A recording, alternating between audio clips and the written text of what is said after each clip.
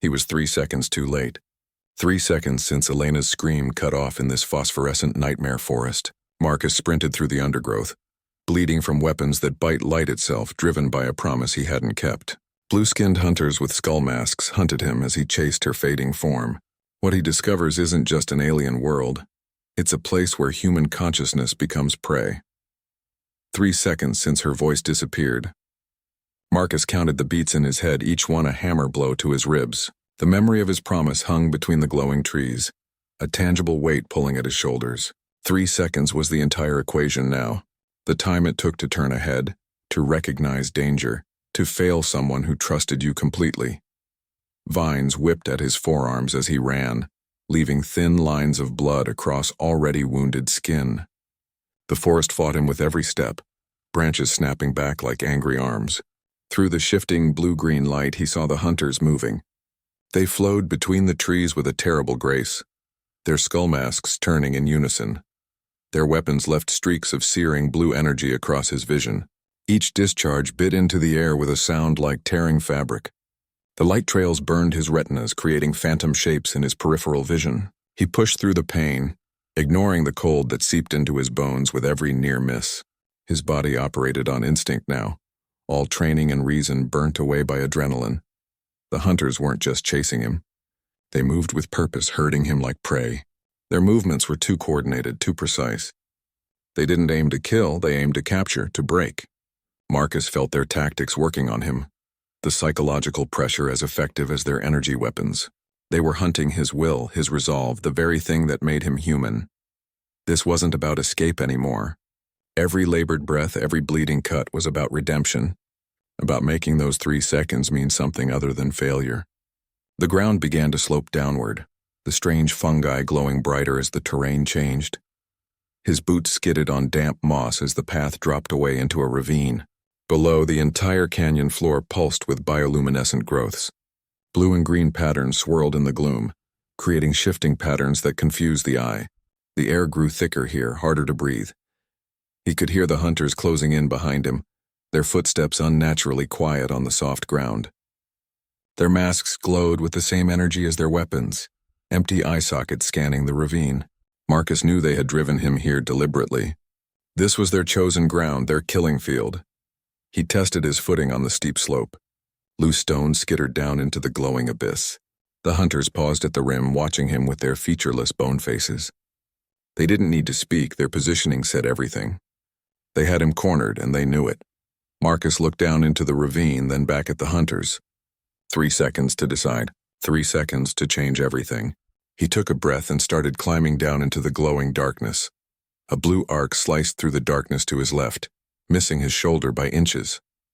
The weapon made no sound until it struck a tree trunk, where it clung like liquid electricity before dissolving. This wasn't projectile fire.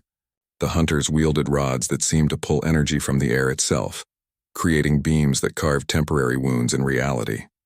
Marcus felt the cold first. Even near misses left his skin prickling with unnatural frost. When one grazed his arm, the effect went deeper than flesh. A wave of dizziness followed, his thoughts slowing as if moving through thick fluid. The weapons didn't just burn, they drained. Each contact stole something vital, leaving behind a hollow chill that settled in his bones. The afterimages haunted his vision. Blue streaks lingered behind his eyelids when he blinked, phantom trails that danced across the forest like ghostly scars. These weren't simple energy weapons. They consumed the light around them, creating pockets of deeper darkness where they passed. The forest's natural glow dimmed momentarily with each discharge, as if the weapons fed on luminosity itself. He watched the hunters wield them with unsettling precision. Their movements were ritualistic, practiced. They never wasted a shot, never struck without purpose. Each blue arc aimed to disable, not destroy. A leg shot to slow movement, a shoulder strike to numb weapon arms, a near miss to hurt him in specific directions. They worked like skilled surgeons with cruel instruments. Marcus realized the truth as he scrambled down the ravine. These weren't weapons of war, they were tools of capture. The hunters moved with the confidence of those who knew their prey couldn't escape. They weren't trying to kill him because they needed him alive. For what purpose, he couldn't guess. But the realization chilled him more than their energy weapons ever could. Their formation tightened as the terrain changed. They pushed him toward the ravine's deepest section, where the glowing fungi grew thickest. The blue-skinned figures moved with coordinated purpose, closing off escape routes with calculated efficiency. They knew this ground, had chosen it specifically. The weapon's effects accumulated with each near miss. Marcus's reaction slowed, his thoughts growing heavier. The cold seeped into his muscles, making each movement require more effort. He recognized the tactic now. They were wearing him down systematically, draining his will along with his energy. He noticed how the hunters avoided certain areas, steering him away from patches of particular vegetation or rock formations. Their movements created an invisible funnel, guiding him toward a destination only they could see. The weapons were just one part of their hunting strategy. The terrain was another weapon entirely. Marcus changed his approach. Instead of fighting their pressure, he started reading it. He watched where they didn't want him to go, noted the spaces they protected. The pattern became clear once he stopped resisting. They were herding him toward something, and their energy weapons were the prods keeping him moving. The ravine walls grew steeper, the glowing fungi brighter. The hunters closed ranks behind him, their bone masks expressionless in the shifting light. Marcus kept moving forward because backward meant certain capture. He entered the deepest part of the canyon where the air hummed with unseen energy. Her voice echoed in his mind, clearer than the forest sounds around him. "Don't let me fall asleep." Not a request, a warning. Elena had known something the rest of them didn't understand yet.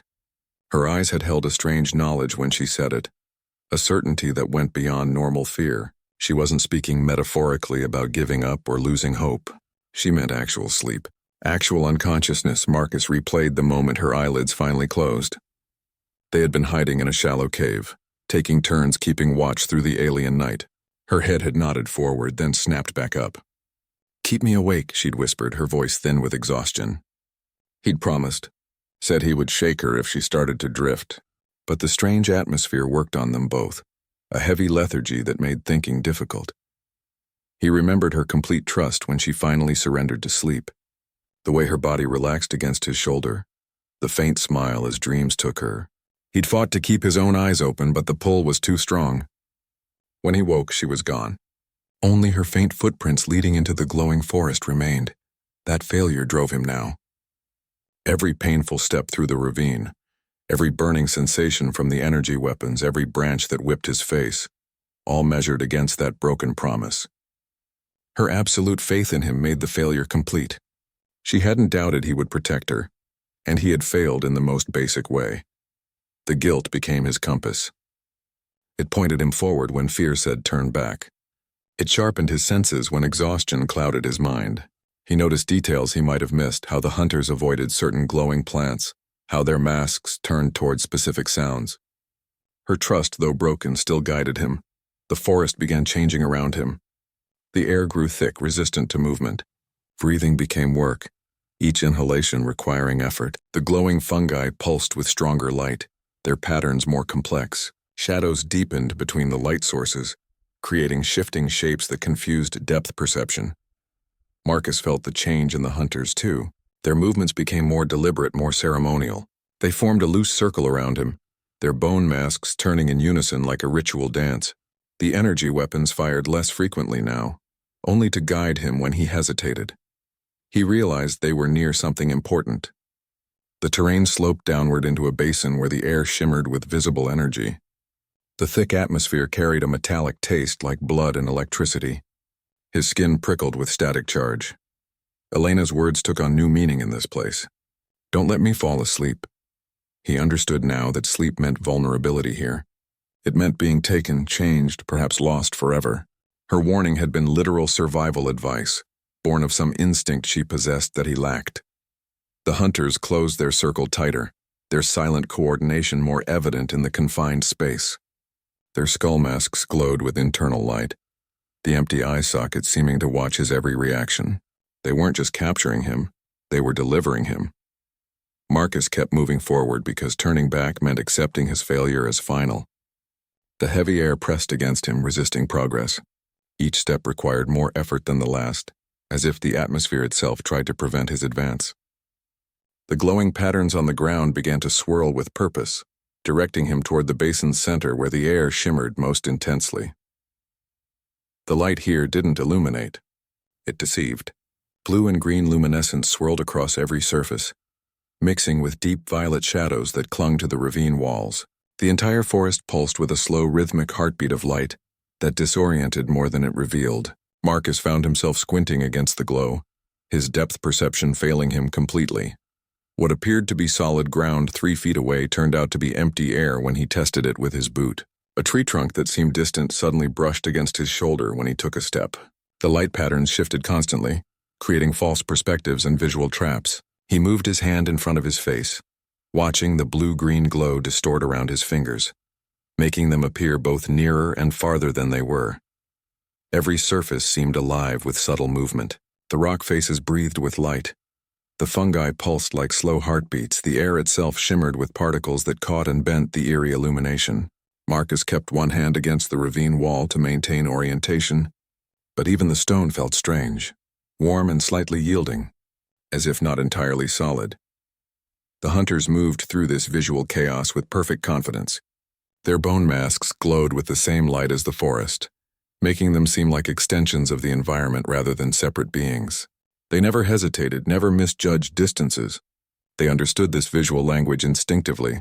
While Marcus struggled with basic navigation, he realized the light patterns weren't random. They responded to movement, shifting to confuse and disorient anything unfamiliar. When he stepped toward what appeared to be an opening, the light would rearrange to suggest solid obstacles. When he considered retreat, the patterns would suggest clearer paths forward, herding him deeper into the ravine. This wasn't natural bioluminescence.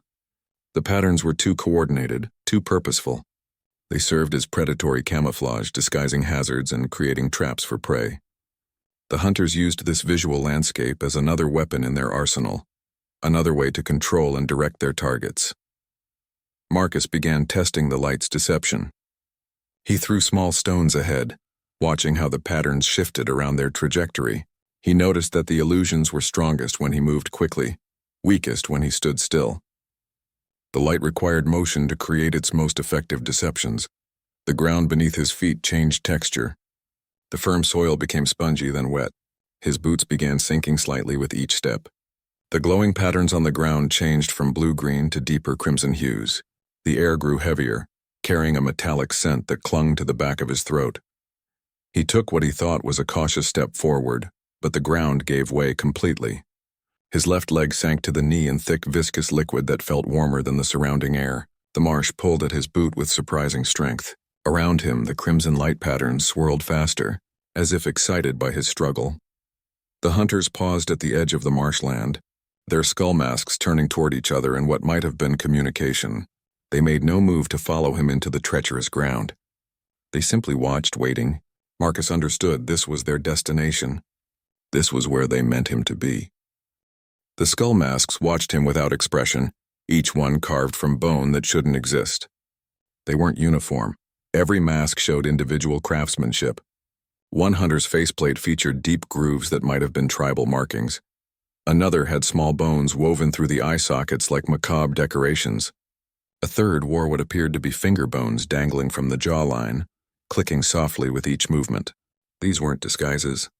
They were trophies, histories, identities forged from unknown creatures. Marcus noticed they never removed them. Even when one hunter took an energy backlash that left his shoulder smoking, the mask stayed in place. The blue-skinned figures communicated through subtle tilts and turns of their bone faces, a silent language of angles and gestures. Their real features remained completely hidden, making them seem less like individuals and more like extensions of some greater mechanism. The masks served clear, functional purposes. The eye sockets glowed with the same blue energy as their weapons, suggesting integrated technology rather than simple carving.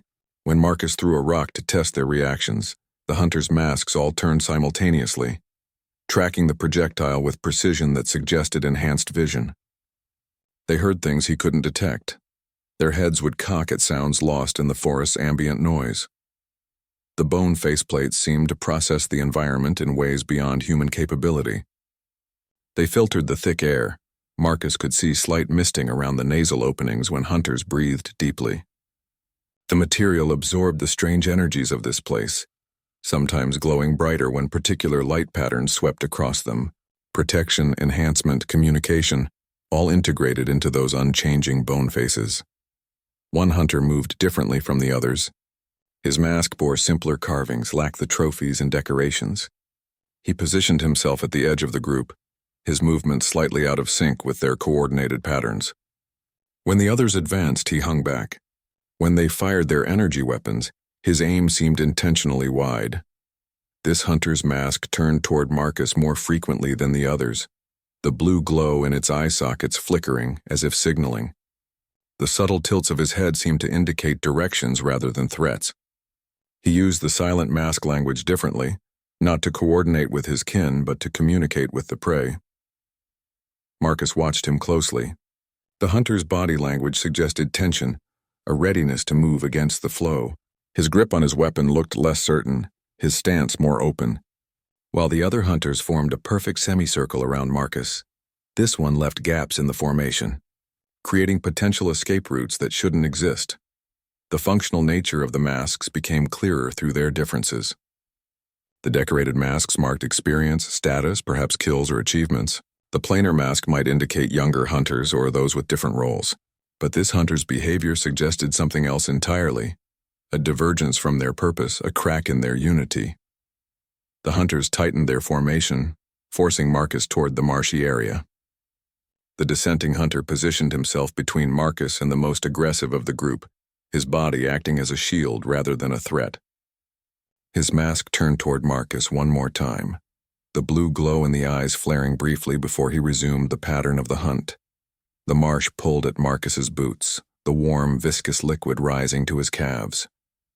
The hunters paused at the edge, their masks all turned toward the struggling human, all except one. The different hunter stood slightly apart, his mask angled downward as if studying the ground, creating space where there should have been none.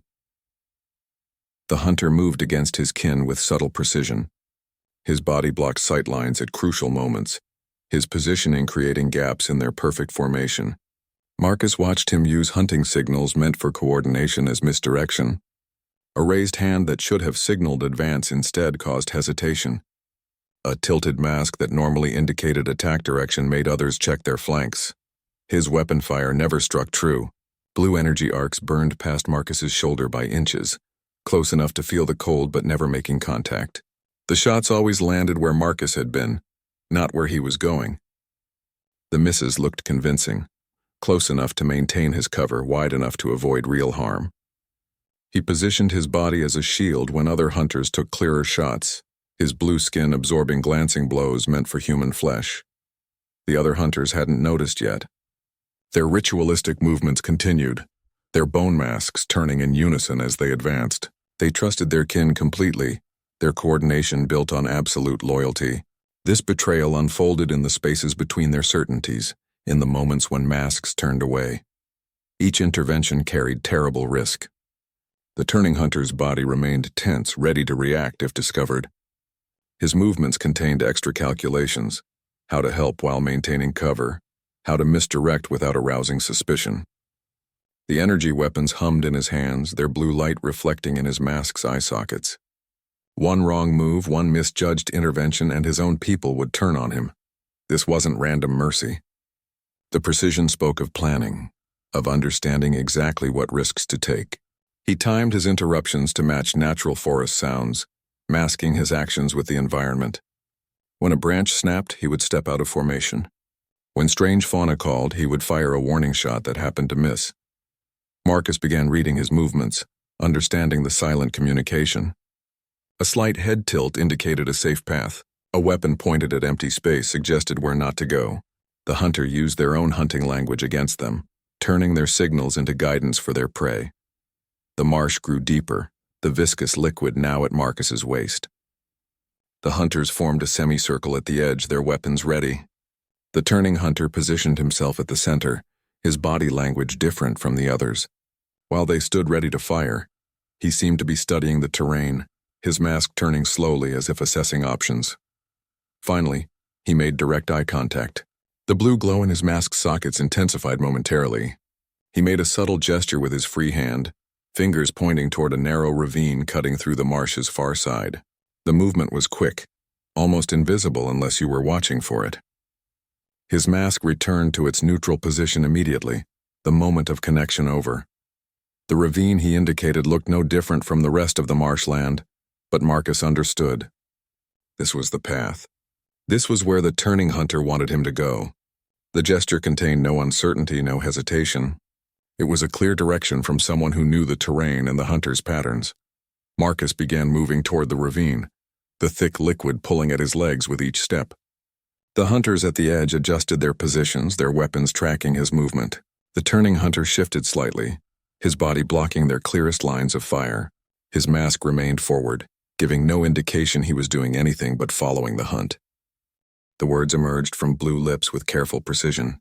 I was like them once. The English sounds carried a strange accent, the syllables shaped by a mouth not made for human speech. Marcus froze mid-step, the marsh sucking at his boots. The hunter kept his mask forward, speaking without moving his lips, the words barely audible over the swamp sounds. His English was too clear, too practiced.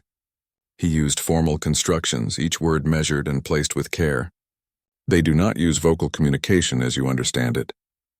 The phrasing felt academic, learned from study rather than native use. He mixed Earth idioms but got them slightly wrong, saying time is of the essence when he meant we must hurry. The other hunters continued their silent patrol along the marsh edge. They showed no reaction to the spoken words, their bone masks turning in predictable patterns. They communicated through subtle head tilts and weapon movements, a language of gestures and angles. Speech seemed unnecessary to them, perhaps primitive. Their coordination required no words, only the shared understanding of the hunt. This hunter had learned differently. His speech patterns revealed years of study, of listening to human captives. He spoke with the careful enunciation of someone who learned from recordings or desperate teachers. Each word carried the weight of that hidden education, of knowledge gained in secret from people who shouldn't have been here. Language became more than communication in that moment. It formed a bridge between species, a connection that defied their circumstances. The hunter risked everything by speaking, by revealing he possessed this stolen knowledge. His words created a fragile trust where none should exist. He revealed the terrible math quietly. You are not the first. His blue fingers adjusted on his weapon, the movement casual, hiding the importance of his words. There were 30 humans before you. The number hung in the thick air, a count of lost lives, of failed rescues, of people who came through whatever portal brought them here. The other hunters remained oblivious, their masks scanning the marshland. They moved with silent efficiency, their communication flawless with outspoken words. They had no need for the clumsy verbal exchange happening just meters away. Their culture valued action over speech, results over explanations. This hunter had chosen differently. He had learned the language of the prey, had studied their ways, had understood something his kin missed. The words represented more than communication, they represented choice. He had chosen connection over isolation, understanding over tradition. The marsh seemed to listen, the viscous liquid stilling around Marcus's legs. The revelation changed everything. They weren't the first, weren't special, weren't unique in their suffering. 30 others had faced this same nightmare, had been hunted by these same blue-skinned figures with their bone masks and energy weapons. The hunter spoke one more time, his voice dropping even lower. They lasted different amounts of time. The words carried terrible implications. Some had died quickly, others had endured longer. All had eventually reached the same destination, the place the hunters were herding Marcus toward now. His formal speech patterns made the information more chilling. He reported facts without emotion, like a scientist noting experimental results. The clinical delivery contrasted with the horror of his message. 30 humans, 30 stories ended in this glowing nightmare. The other hunters finally noticed something. One mask turned toward them, the blue eye sockets glowing brighter. The speaking hunter immediately fell silent, his body tensing. The moment of connection ended, the bridge between species dissolving back into the hunt. But the words remained, hanging in the heavy air like promises of both warning and hope. The hunter they would come to call Kyle spoke of sky tears, temporary rifts that sometimes opened between worlds, dropping confused humans into their glowing nightmare. Marcus and his group weren't the first to fall through. They were simply the latest in a long line of accidental visitors, the most recent entries in a terrible history. 30 humans before them had experienced this same disorientation, this same chase through phosphorescent forests. Their survival times varied widely. Some lasted only hours, collapsing immediately from the atmospheric pressure or falling prey to the environment's inherent dangers. Others managed days, even weeks, adapting to the strange conditions through sheer force of will. They all shared the same eventual destination, regardless of how long they lasted. The hunters didn't kill their human prey. Their rituals focused on capture, on delivery. They herded each new arrival toward the same location with practiced efficiency. Their energy weapons designed to disable, without causing permanent physical harm. The goal was always the same: bring the human to the dreaming pit intact, undamaged, conscious enough to be processed. Each captive reacted differently to the strange world. Some broke immediately upon arrival, their minds shattering at the impossibility of their situation. They would scream until their voices failed, fight until their bodies gave out, resist until the hunter's energy weapons drained their will completely. Others fought with calculated precision, using military training or survival skills to prolong the inevitable. They set traps, found hiding places, even turned the hunter's own tactics against them temporarily. None of it mattered in the end. All 30 eventually reached the same destination, delivered to the dreaming pit by hunters who never showed frustration or impatience. The process was too refined, their methods too perfected through repetition.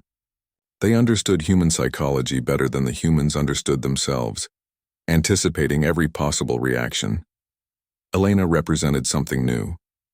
Kyle's masked face turned toward Marcus as he shared this information, the blue glow in the eye sockets intensifying slightly. She had lasted longer than any previous human, maintaining coherence where others had shattered. The hunters noticed the difference immediately, adjusting their approach accordingly. They treated her with more caution, more respect, their movements around her containing none of the casual confidence they showed with previous captives. Her resistance fascinated them. Where other humans succumbed to the environment's psychological pressure, she remained focused. Where others fell to despair, she maintained purpose. The dream swimmers should have claimed her immediately upon capture, but something about her mental signature resisted their feeding. She represented an anomaly in their perfected system, a variable they didn't fully understand. Kyle made a subtle gesture toward the marsh's edge. The viscous liquid began thinning, the ground beneath becoming more solid. They were nearing the transition point where the marsh ended and the true nightmare began. The hunters tightened their formation, their bone masks all turning toward the same direction now. The ritual was reaching its final stages. The history of 30 failed humans should have meant despair. Their stories should have suggested inevitable defeat. But Elena's uniqueness changed the equation. She had already lasted longer, resisted more, maintained herself in ways no previous captive had managed. The hunter's unusual caution around her suggested possibilities the previous 30 never had. Kyle's guidance became more urgent as the terrain changed. His subtle signals indicated safe paths through the thinning marsh, routes that avoided the deepest sections where the red liquid still swirled with hidden dangers. The other hunters seemed more focused on the destination now, less concerned with their captive's exact path. Their ritual was nearly complete. The marsh thickened into something else entirely. Deep crimson liquid saturated the ground, rising to Marcus's knees with a syrupy resistance that clung to his boots. It looked like blood under the eerie forest light, dark and opaque, but the smell told a different story. Sharp ozone mixed with the metallic tang of copper that caught in the back of his throat. This wasn't water and it wasn't blood. It moved with purpose. The substance held a strange surface tension, coating his legs like warm syrup. Small ripples moved against the wind's direction, creating patterns that defied natural physics. Marcus watched a leaf fall from one of the glowing trees above. It landed on the red surface and sank slowly, absorbed rather than floating. The liquid seemed to drink the light around it, creating pockets of deeper darkness where it pooled thickest. Sound grew muted here, the usual forest noises fading into a soft blanket of silence. He tested the temperature with his fingers, exactly body temperature, the same warmth as human blood. The similarity felt intentional, predatory. Kyle watched him from the marsh's edge, his bone mask tilted in warning. He made a subtle cutting gesture across his forearm, then pointed at the red liquid. The message was clear: keep it away from open wounds. The substance wasn't just dangerous, it was interactive. This was feeding ground. The realization settled in Marcus's stomach like cold stone. The red marsh existed for a specific purpose, cultivated rather than natural. It served as both trap and larder, designed to hold and prepare prey for whatever came next. The hunters remained at the perimeter, their weapons lowered but ready. They had delivered him to this place, their part in the ritual nearly complete. The first shadows emerged as Marcus pushed forward. Dark tendrils rose from the crimson surface without disturbing it, moving through the thick liquid like smoke through glass. They had no defined shape, no clear edges, yet their movement suggested intelligence and purpose. They flowed around his legs without contact, drawn to his movement but not yet engaging. Their patterns were too coordinated, too focused to be random environmental effects. Kyle's warning took on new meaning. The red liquid wasn't just dangerous physically, it served as medium and catalyst. The dream swimmers used it as both home and hunting ground, the warm, viscous substance perfect for their form of predation. Marcus noticed how the shadows moved toward areas where he'd disturbed the surface, as if attracted to turbulence. They swirled around his boot prints, tasting the disruption he left behind. The marsh deepened toward the center, the red liquid reaching his waist now. His movements grew slower, more difficult, the syrupy resistance requiring real effort to overcome. The shadows multiplied, rising in greater numbers the farther he went. They began testing closer to his body, tendrils brushing near his arms before pulling back.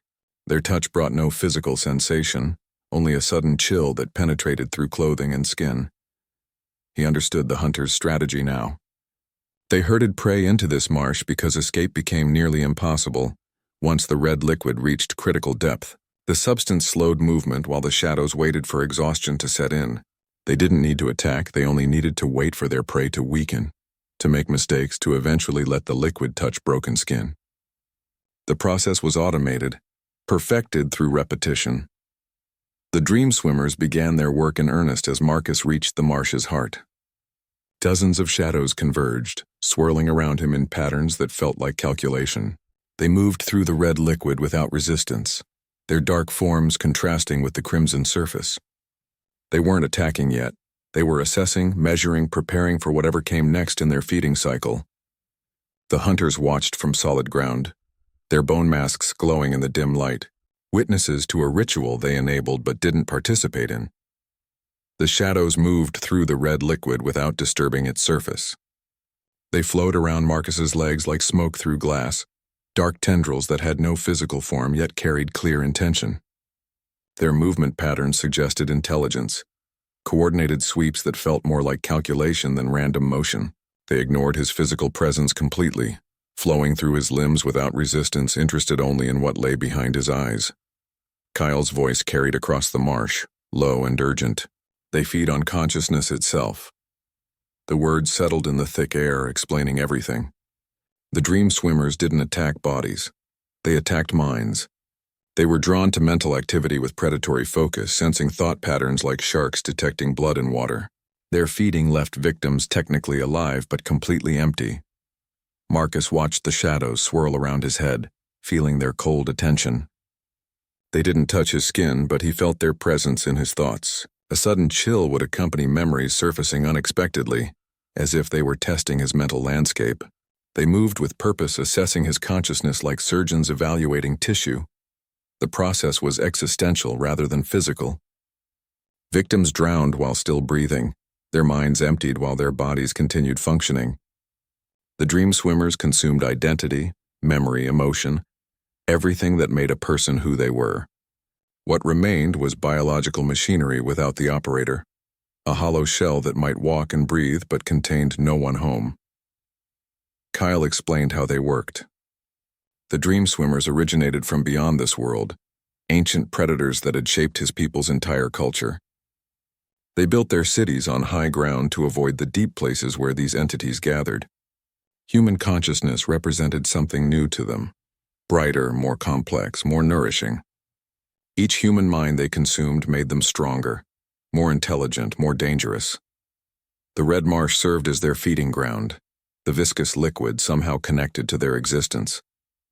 It wasn't just environment, it was extension. The dream swimmers used it to sense mental activity, to locate and assess potential prey. The warm, syrupy substance carried psychological signatures the way water carries sound, amplifying them for the hunters waiting in the shadows. Marcus felt their assessment intensify. The shadows swirled faster around him, their patterns becoming more complex. They seemed particularly interested in his memories of Elena, lingering near his head when those thoughts surfaced. Their movement suggested recognition, as if they'd encountered her mental signature recently and found it noteworthy. Then he saw them, fresh boot prints leading deeper into the marsh. The impressions were already filling with red liquid, but their shape remained clear. Standard-issue tactical boots, the same kind Elena wore. The tracks showed someone moving with purpose, not stumbling or being dragged. She had walked into this nightmare voluntarily, or at least under her own power. The dream swimmers reacted to his realization. The shadows converged on the tracks, swirling around the boot prints with apparent interest. They recognized the connection, understood these marks represented something important. Their movement became more agitated, more focused. They seemed to be comparing his mental signature with whatever they'd experienced from Elena. The hunters watched from the marsh's edge, their bone masks glowing in the dim light. They understood what was happening, recognized the dream swimmers' heightened activity. Their weapons remained lowered. This part of the process required no intervention. They were delivery personnel, not participants in the feeding itself. Marcus followed the tracks, the red liquid pulling at his legs. The dream swimmers moved with him, swirling around his head in complex patterns. They weren't attacking yet. They were studying, learning, preparing. Their intelligence showed in the way they coordinated their movements, the way they seemed to understand exactly what they were dealing with. The tracks led toward a deeper section where the red liquid flowed faster, swirling around half-submerged rocks.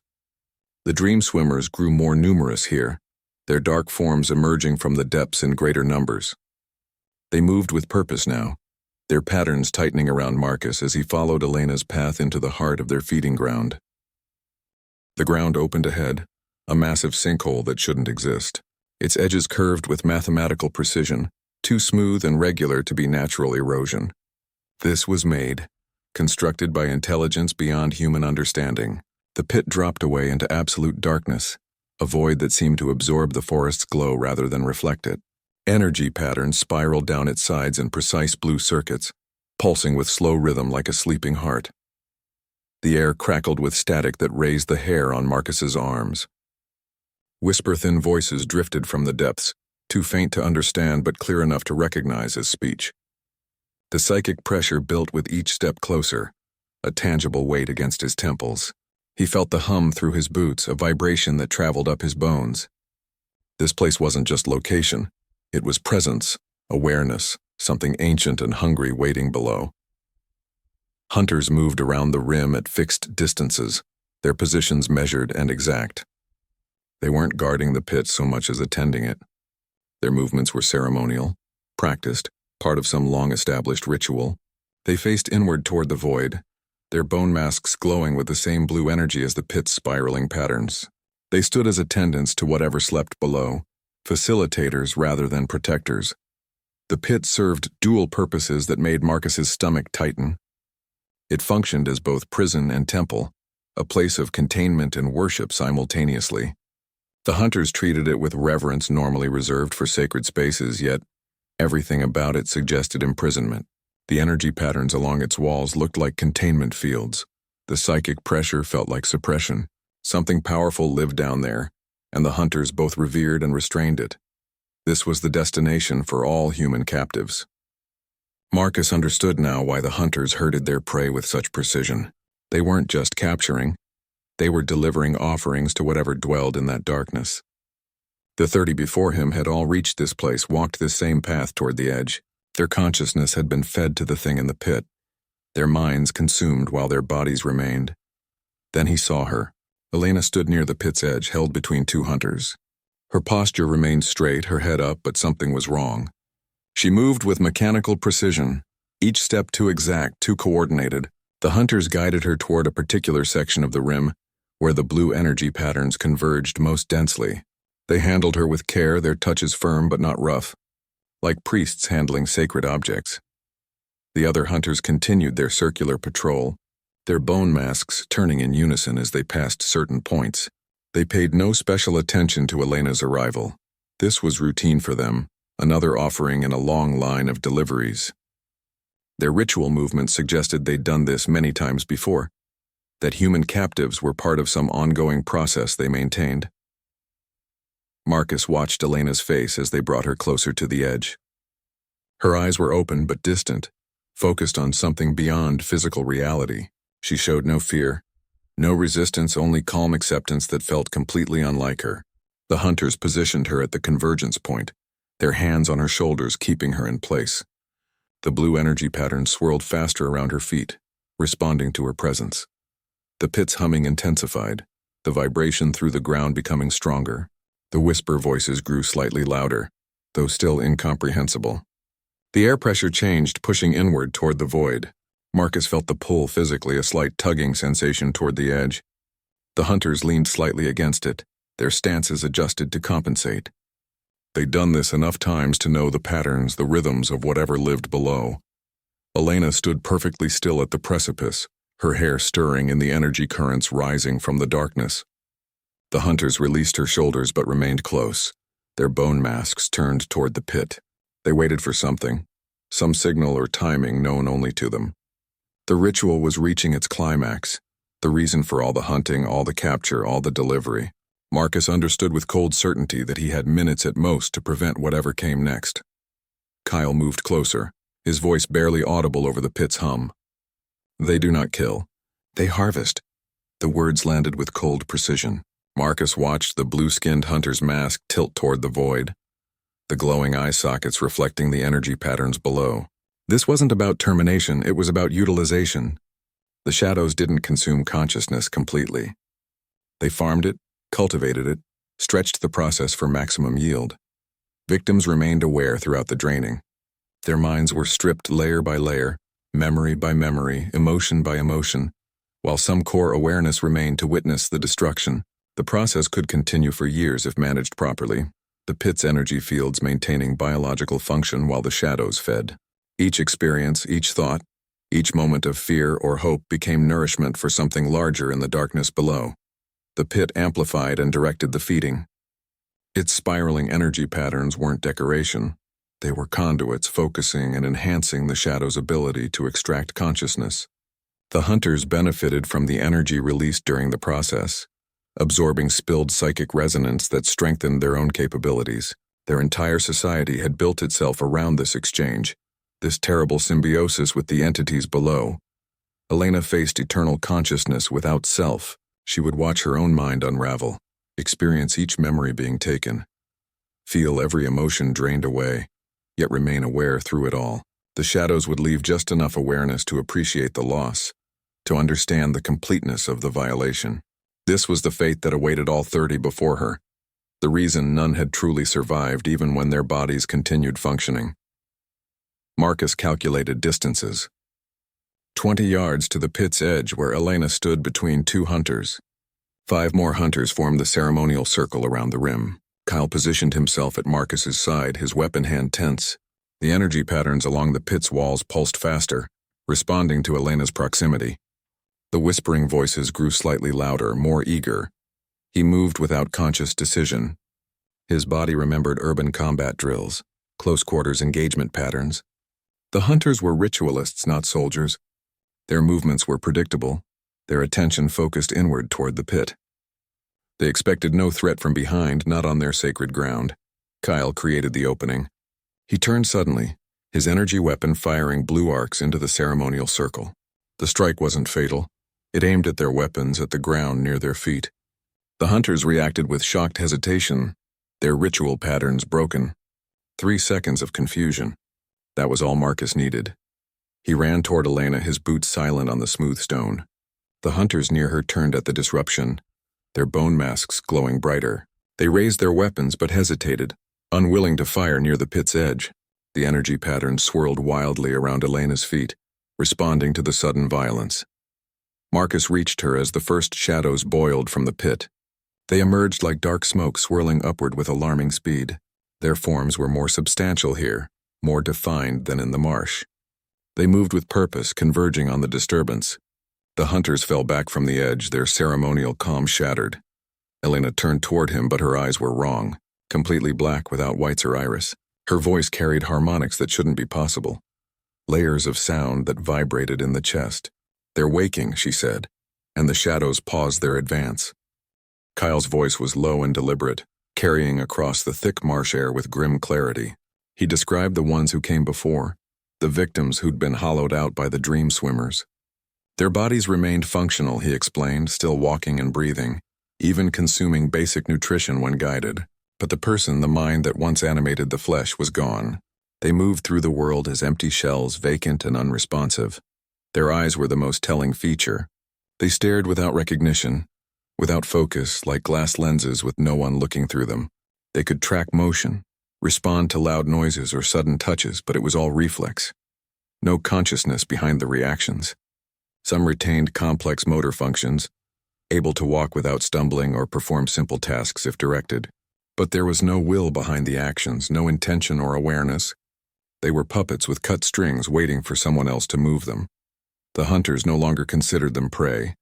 Once the dream swimmers finished their feeding, the hollowed humans were ignored, left to wander certain safe zones until their bodies eventually failed. They weren't seen as threats or resources, just empty containers that had served their purpose.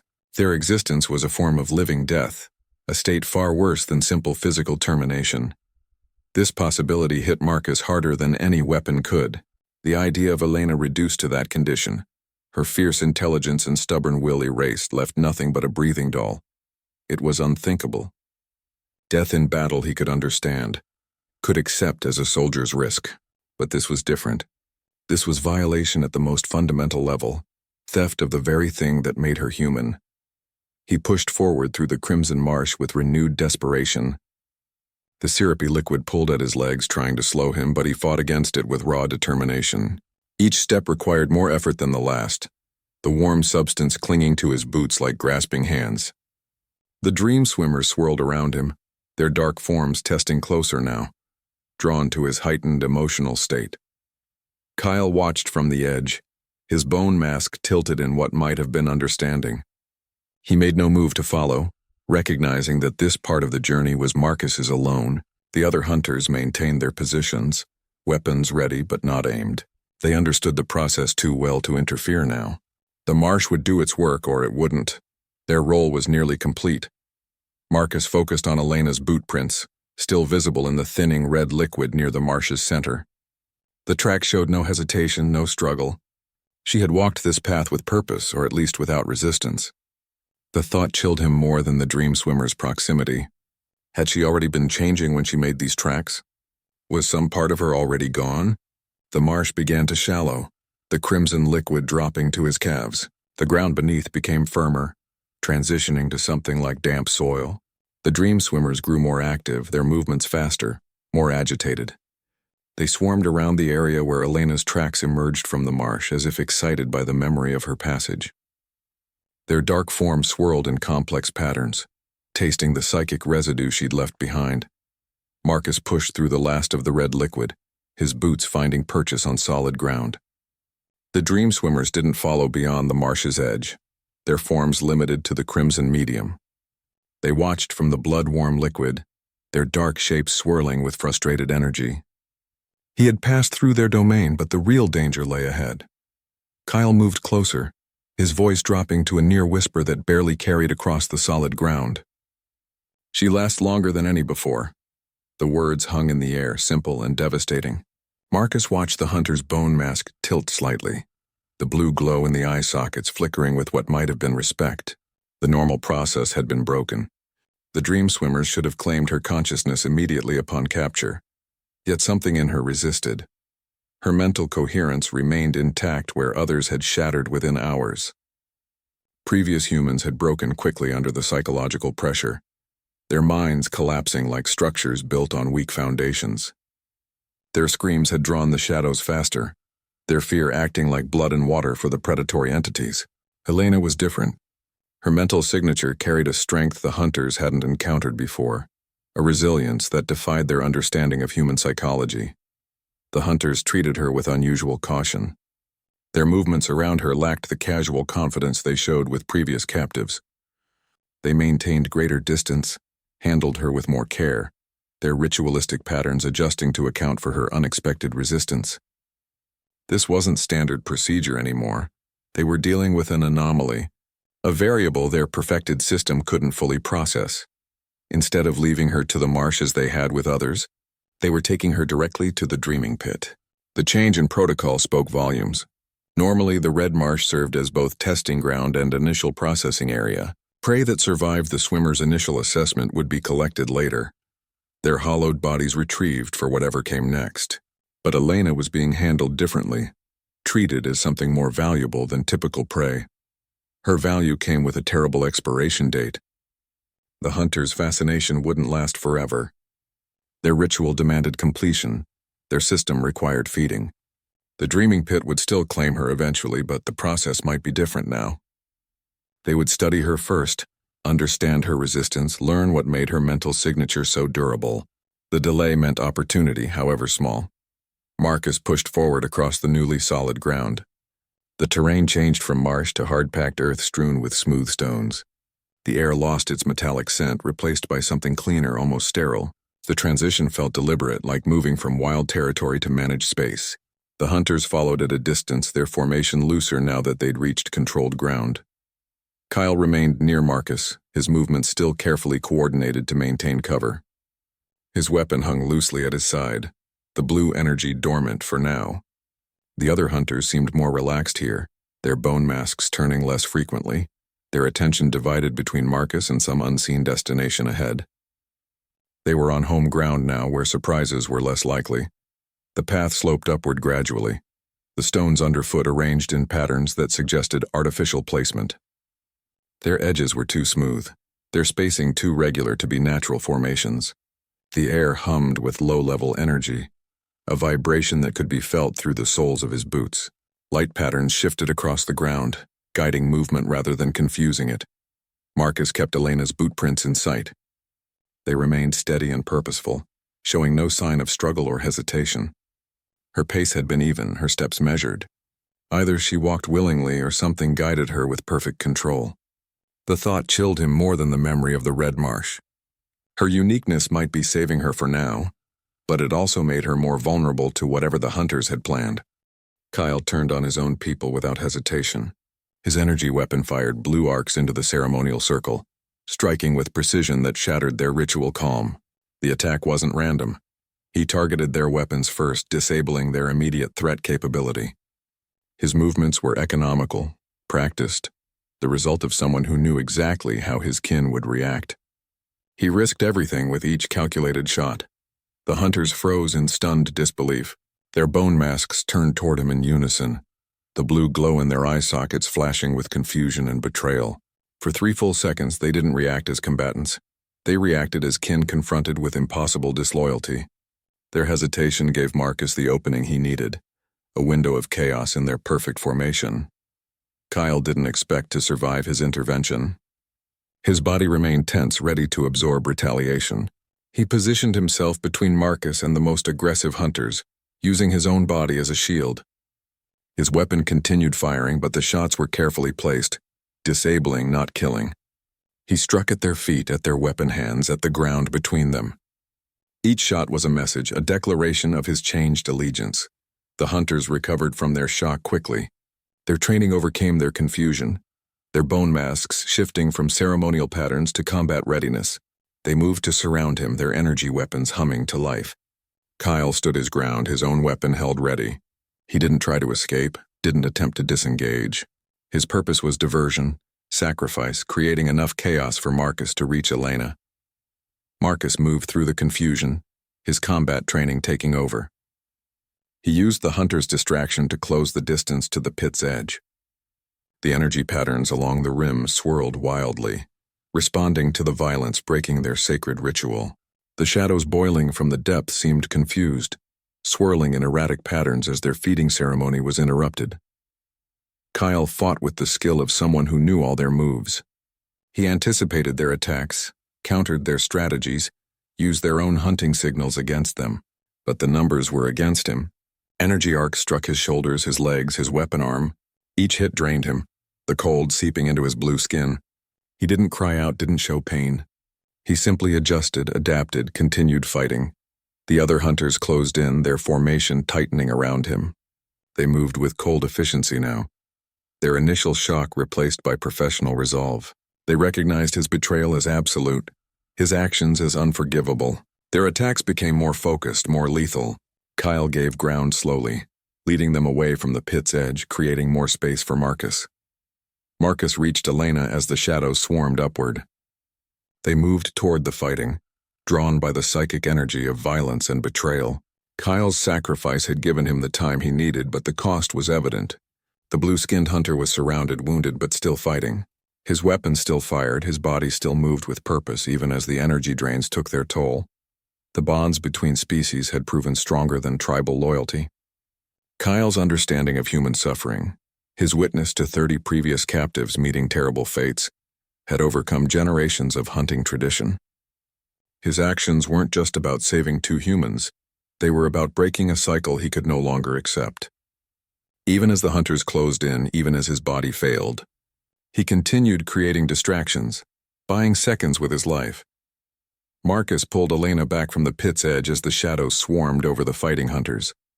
The ceremonial circle collapsed into chaos, the ritual completely broken.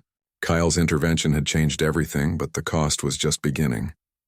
The blue-skinned hunter fought on, his sacrifice not yet complete, his purpose not yet fulfilled. The screaming started then, not human screams, but the cries of hunters facing something they had always controlled but never understood. Elena turned toward him, but her eyes were wrong. Completely black from lid to lid, no whites or iris remaining. The dark pools absorbed the pit's blue light without reflection. She recognized him. A faint smile touched her lips, but something else looked through those black eyes too. A presence that shouldn't be there, a weight behind her gaze that felt ancient and alien. Her voice came out layered with impossible harmonics. "They're waking," she said, and the words vibrated in Marcus's chest as much as they sounded in his ears. The voice carried echoes from the pit itself, resonances that shouldn't exist in human vocal cords. She spoke with absolute authority, the tone of someone stating fundamental truths rather than offering opinions. The childish fear was gone, replaced by a chilling certainty. The shadows responded to her words, not her physical presence. They paused their advance, swirling in place as if listening. Their dark forms, which had been boiling from the pit with predatory intent, now moved with curious hesitation. They didn't obey her like servants, they considered her statements like equals receiving new information. The relationship had shifted from hunter-prey to something closer to conversation. An understanding passed between girl and shadows. Marcus watched the dark forms shift their patterns, their movements becoming less aggressive, more contemplative. Elena's head tilted slightly, her black eyes tracking their motion as if reading meaning in their swirls. She didn't control them through force or command. She communicated with them, her layered voice speaking a language beyond human comprehension. The hunters fell back from the pit's edge, their bone masks turning toward each other in clear uncertainty. They lowered their weapons, their ritualistic confidence shattered. This had never happened before. Their entire culture, their hunting practices, their sacred ceremonies, all built around predictable interactions with the shadows. Elena's transformation broke every established pattern. She hadn't been consumed by the shadows. The process had changed her instead, altered her in ways the hunters couldn't anticipate. Her consciousness hadn't been drained. It had been expanded, connected to whatever intelligence guided the dark entities. She stood as a bridge between species, a human mind integrated with alien awareness. The shadows continued their strange dance around her, their movements losing all aggression. They seemed almost curious now, their forms shifting to mirror her slight gestures. When she raised a hand, several shadows extended tendrils toward it without touching, as if studying the gesture's meaning. The humming from the pit changed pitch, becoming less threatening, more conversational. Marcus kept his distance, watching the impossible interaction. The hunters remained frozen in place, their weapons now completely lowered. They watched Elena with what might have been awe or terror. Their bone masks gave no clear emotion, but their body language showed complete uncertainty. Their entire understanding of reality had been upended in moments. Elena spoke again, her voice still carrying those strange harmonics. "They remember now," she said, and the shadows swirled in clear response. Their movement patterns shifted from random aggression to coordinated sweeping motions that almost looked like recognition. The change was immediate and absolute. The predatory entities had become something else entirely. The hunters took another step back, their formation breaking completely. They no longer looked like skilled predators. They looked like confused participants in a ritual they no longer understood. Their bone masks turned toward the shadows, then toward Elena, then toward each other. The balance had shifted and they knew it. Elena's black eyes found Marcus again. "They were lost," she said, her voice softening slightly.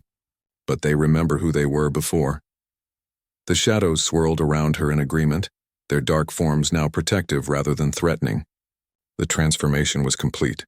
What had been nightmare had become alliance. Elena spoke without raising her voice. "The shadows are mine." She stated it as simple fact, no boast in her layered tone. The words carried absolute certainty, the way someone might describe gravity or sunrise.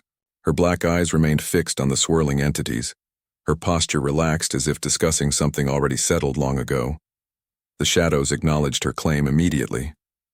Their chaotic swirling patterns shifted into coordinated movements, forming protective rings around her position. They moved with purpose now, their dark tendrils creating barriers between her and the hunters. The change was instantaneous and complete. What had been predators moments before now served as guardians. They extended that protection to Marcus without instruction. When he took a step closer, the shadows parted to allow his approach, then closed ranks behind him. They recognized his connection to her, understood he stood with her. Their movements showed respect rather than tolerance, acknowledgement rather than permission. They treated him as extension of her will. The hunting party lowered their weapons completely. Their bone masks turned toward each other in clear confusion, the blue glow in their eye sockets flickering uncertainly. They had never witnessed this response before. Their entire understanding of the shadows, built over generations of ritual and observation, shattered in that moment. The fundamental relationship between hunter and shadow had been broken. Their ceremonial patterns collapsed. The hunters who had moved with such precise coordination now stood like confused individuals, their formation meaningless. They watched the shadows protect the humans, their weapons hanging useless at their sides. Some took steps backward, putting distance between themselves and the changed entities. Their confidence evaporated, replaced by something like awe or fear. The balance of power shifted completely in those moments. The hunters no longer controlled the situation. They became spectators to something beyond their understanding. Their ritual, which had functioned perfectly for 30 previous humans, now lay broken around them. The shadows responded to new authority, followed new commands, recognized new ownership. Marcus understood this was only the beginning. Rescue had been the initial goal, but now faced something larger. They stood at the center of a changed reality, with forces beyond comprehension now aligned with them. The hunters watched from a distance, their bone masks turned toward the protected circle around Elena. They made no move to approach, no attempt to reclaim control. The shadows maintained their protective patterns, their dark forms moving with silent efficiency. They showed no aggression toward the hunters, only clear demarcation of territory. This was their space now, and the hunters recognized that boundary.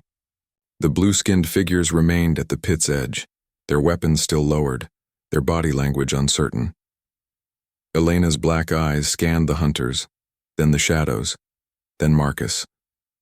She seemed to be processing the new dynamics, understanding the implications of her claim. The shadows responded to her attention, their movements becoming more deliberate, more focused. They awaited her direction, her will, her next decision. The humming from the pit changed pitch again, becoming softer, less urgent. The energy patterns along its walls pulsed slower, their blue light dimming slightly. Even the ancient thing below seemed to recognize the shift, to understand that the old patterns had been broken. The whispering voices fell silent, the psychic pressure easing. Marcus watched the hunters closely. They showed no signs of attack, only confusion and what might have been resignation. Their entire purpose had been disrupted, their role in this place made obsolete by Elena's transformation. They stood like actors without a script, waiting for direction that would never come from their traditions again. The shadows tightened their protective circle, their dark forms creating a living barrier between the humans and the rest of the alien world. They moved with perfect coordination, their patterns speaking of intelligence and purpose beyond simple obedience. Elena had given them direction, and they followed with complete commitment. The rescue was over. Something new was beginning. Marcus processed the change in seconds. His mind shifted from rescue mission to new reality without hesitation. The military training took over, assessing threats and opportunities with cold clarity. He had come to save one girl from monsters. Now he stood surrounded by those same monsters, considering alliance. The shadows waited patiently around Elena, their dark forms holding perfect formation. They watched her with something like expectation, their movements calm and focused. The hunters maintained distance, their bone masks turned toward the unexpected scene. They showed no aggression now, only uncertainty. Their weapons remained lowered, their ceremonial postures abandoned. They watched the shadows protect the humans, a reversal that broke their understanding of the world. Some edged backward, putting more space between themselves and the changed dynamics. Kyle stood between the groups, wounded but alive. Energy weapon burns marked his blue skin where his own people had struck him. He leaned on his weapon like a crutch, his breathing labored. His mask remained in place, but his body language showed exhaustion and pain. He had sacrificed everything for this moment, and now he waited to see if it meant anything. Elena's transformation wasn't a threat, it was their only opportunity. Her black eyes scanned the situation, understanding more than any human should. The shadows responded to her unspoken commands, their dark forms shifting to create better defensive positions. They moved with military precision, establishing perimeter security without instruction. They needed to escape, but understanding came first. Marcus watched how the shadows interacted with Elena, how they anticipated her needs. They weren't just obeying, they were cooperating. Their intelligence showed in their positioning, their awareness of the hunter's movements, their protection of Kyle despite his species. This was more than control, it was partnership. Survival meant embracing the impossible. Marcus accepted the new reality without struggle. The shadows were allies now. The hunters were neutralized. Elena was changed but still herself in ways that mattered. Kyle had proven his loyalty through action. The equations had all been rewritten in minutes. He moved toward Elena, the shadows parting to let him approach. Her black eyes met his, and he saw both the girl he knew and something more. Her voice carried those strange harmonics when she spoke. They remember being lost too.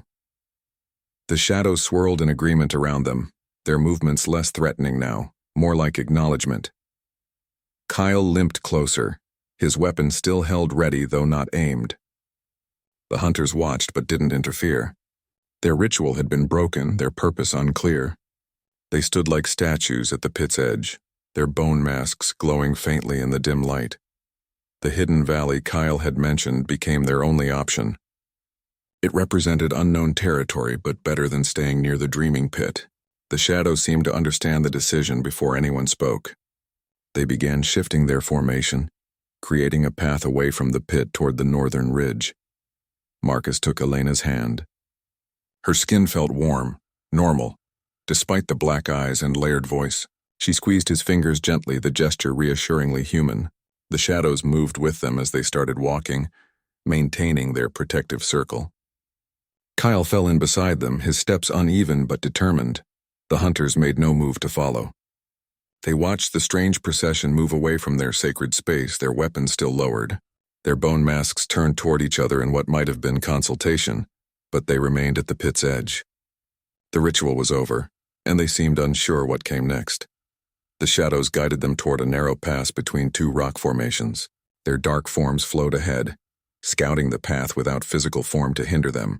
They moved through solid rock when necessary, their intelligence clearly understanding terrain in ways humans couldn't. Elena walked with confidence, her black eyes seeing paths invisible to others. They left the pit behind, the humming fading into the distance. The air lost its psychic pressure, becoming just air again. The nightmare forest still glowed around them, but the feeling of being hunted was gone. Now they were the ones moving with purpose, protected by former monsters, guided by a changed girl, accompanied by a wounded ally. The rescue had become something else entirely. a journey into understanding rather than escape from danger. The real horror wasn't the blue-skinned hunters or the shadow entities. It was what they revealed about human consciousness itself, how fragile identity can be when faced with forces that don't just kill the body, but consume the mind. Salvation came not from fighting alone, but from accepting help from the unlikeliest sources. A betraying hunter, the very predators that fed on thought. Their journey continues now beyond mere survival, moving into understanding of what Elena has become, what the shadows remember, and what new alliances might be forged in this changed world.